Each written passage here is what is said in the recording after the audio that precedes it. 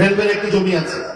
আমরা চেয়েছিলাম এই যারা এখানে সদাই করছেন তাদেরকে যদি আমরা ওখানে দিতে পারি তাহলে এই এলাকার যানজটটা কিন্তু একদম কমে যাবে। তো এখানে এক ভদ্রলোক মাত্র 18,000 টাকায় নাকি রেলওয়ে থেকে লিজ দিয়েছিলেন।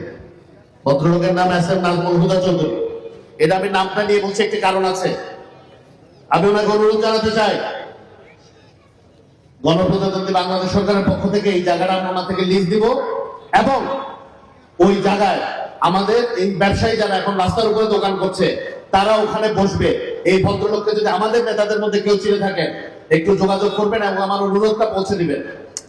কারণ উনি লিজ দিয়েছে বছর মাত্র 18,000 টাকা, দরকার হলে 20,000 টাকা দেবে, কিন্তু এই জায়গাটা আমাদের রাষ্ট্রীয় কাজে লাগবে, যাতে মানুষের জনসাধারণ অসুবিধা না হয় সেজন্য লাগবে। এরপরেও আমি রেলের সাথে কথা বলবো, লিজ প্রক্রিয়া কিভাবে হয়েছে এটা একটু দেখা দরকার।